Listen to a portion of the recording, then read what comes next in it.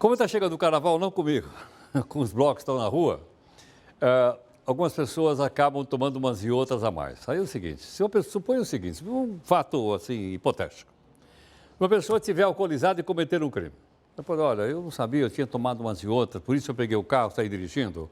Ou eu tomei umas e outras e por esse motivo eu fiz um assédio sexual por aí afora. Isso serve ou não para tentar atenuar aquilo que foi feito? Não sei, eu vou perguntar aqui para o nosso convidado, que é o professor, doutor Marco Aurélio Florencio, professor advogado especializado em Direito Penal, que gentilmente está aqui conosco. Marco Aurélio, muito obrigado pela gentileza, bem-vindo aqui no jornal, muito obrigado. E aí, Marco, eu posso alegar o seguinte, eu tomei umas e outras, não sabia o que estava fazendo, se eu não tivesse tomado eu não teria feito isso, como é que é? A recomendação é cautela, porque a legislação penal brasileira ela não flexibiliza a responsabilidade penal pelo consumo de álcool. Pelo contrário, né? Até uma embriaguez pré-ordenada, ou seja, a pessoa que, enfim, não, em condições normais, não praticaria qualquer que seja o crime, termina se embriagando para praticar um assédio, por exemplo, sexual. Neste caso, há até uma majoração da pena. Há um agravante, é isso? Há um agravante. Há um agravante. A única hipótese em que a legislação penal permite o afastamento da responsabilidade é no caso de uma embriaguez que decorre de caso fortuito ou força maior, que na prática é dificílimo de se caracterizar. A força maior, inclusive, os livros trazem uma aplicação meio que absurda, que é o sujeito que está andando, cai num barril de cerveja e se embriaga. Ou seja, essa situação eu nunca vi na prática, só nos livros.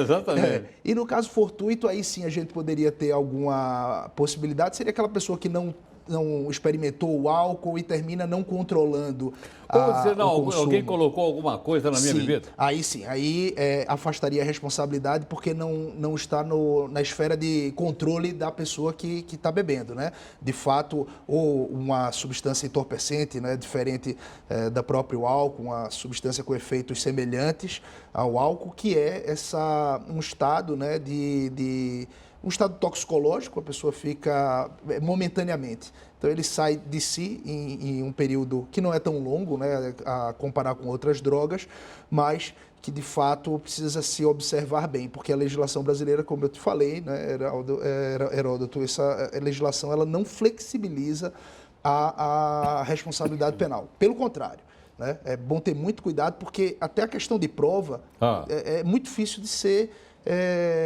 caracterizada, porque imagine a seguinte situação hipotética, né? O sujeito diz que de fato estava numa situação de caso fortuito, ele já foi preso, isso vai ter que ter um processo, não é? Essa caracterização, Heródoto, de se houve o caso fortuito ou não, vai se dar apenas depois de uma sentença. O estrago já vai ter ocorrido na vida de uma pessoa. Então, acho que ninguém quer ter problema com a justiça, quanto mais a justiça criminal. Sim. Bom, é bom as pessoas saberem isso, até porque a gente está tomando como pretexto o carnaval, onde as pessoas, às vezes, bebem um pouco mais. Perfeito. Às vezes estão nos blocos, na rua, aí acha que porque tomou umas e outras pode falar coisas que não falaria se não estivesse sob efeito de álcool e por aí afora. A questão de beber e dirigir, já é um crime por si só. Não é? Então, que termina aumentando, né, os dados que a gente vê aí da Secretaria de Segurança Pública, vem aumentando, até as blitzes com relação a este ano de 2020 com relação ao ano de 2019, aumentou as pessoas que estão bebendo e pegando carro neste período, que ocasiona aí um perigo muito grande para as pessoas que estão a transitar em aglomerações, né? Até por conta desses blocos de rua, enfim, em lugares públicos. Agora, Marco Aurélio, a pessoa pode se negar a passar por um exame, ou bafômetro, ou um exame lá no Instituto Médico Legal, para saber se ela está ou não com álcool no sangue? Excelente pergunta, Heródoto. Ninguém é obrigado no Brasil a fazer prova contra si mesmo.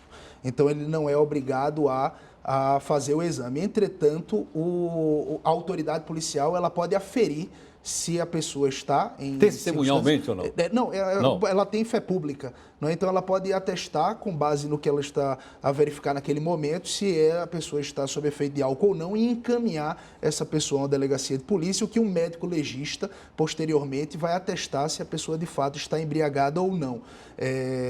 Então, a pessoa pode ser presa em flagrante. Mesmo recusando-se a fazer o exame que nós ficou comumente chamado de bafômetro, né?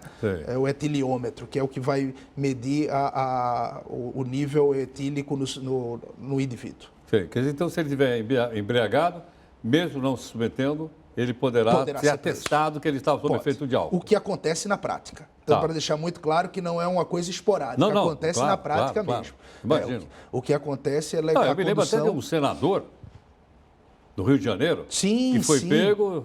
Perfeito, se recusou. E ele se recusou. Será que eu lembro o nome do senador? Eu não me recordo, mas... Eu me lembro, é o Aécio Neves. Lembra ou não? Lembro, mas eu acho que a legislação ali era outra. Entretanto, até pelo excesso... Me parece que teve um jogador de futebol também que não quis se submeter. Também senador. É verdade. Eu vou falar, também é o Romário. No Rio de Janeiro, né? No Rio de Janeiro, Romário. É no Rio de Janeiro o carnaval. Aqui em São Paulo também, tudo bem, né? É que quando é senador a gente imagina que vai dar o exemplo para a população, Sim, né? sim. A gente viu que, enfim, até a Assembleia aqui de São Paulo não vem dando exemplo para os cidadãos, né? Quando os nossos representantes não nos dão exemplo, eu acho que a população termina ficando um pouco desgovernada. Claro, que a gente espera que ainda que haja diferença de opinião, né? Sim, sim. Tem que essa coisa seja feita de maneira civilizada. Lógico, o mínimo de civilidade. Não é o que se espera de um país que se pretende ser democrático. Agora, eu espero que as pessoas todas acompanhem tudo isso e punem esses caras na hora da eleição. Isso é que é o importante. Não estimular esse atrito, mas sim, através da representatividade, poder eleger melhor os seus representantes. Pois é, e agora com as redes sociais também de fazer comentários, né? Sim, sim, que é uma excelente forma de controle, né? Uma excelente forma de controle que evita, inclusive, o deslocamento. Você tem a possibilidade de atingir um grande número de pessoas sem sair da sua cadeira. Exatamente. Eu acho que isso dá contribuições, porque nós estamos falando aqui de cidadania. Com certeza. Não estamos falando de esquerda, nem de direita, nem de cima, nem de baixo. Estamos falando de cidadania, né? E de um país melhor para democrática. Perfeito, perfeito. E tolerância. Isso é o que nós precisamos. Sem dúvida. Perfeito. Professor, obrigado pela gentileza, viu? Muito obrigado pelo convite. Muito grato. Boa noite. Eu que agradeço. E bom carnaval. Com moderação. Com moderação, importantíssimo. Obrigado. Professor Marco Aurélio Florencio, professor e advogado especializado, está aí, portanto, as explicações dadas de uma maneira fácil, simples, para eu poder entender, você também. A respeito, então, não dá.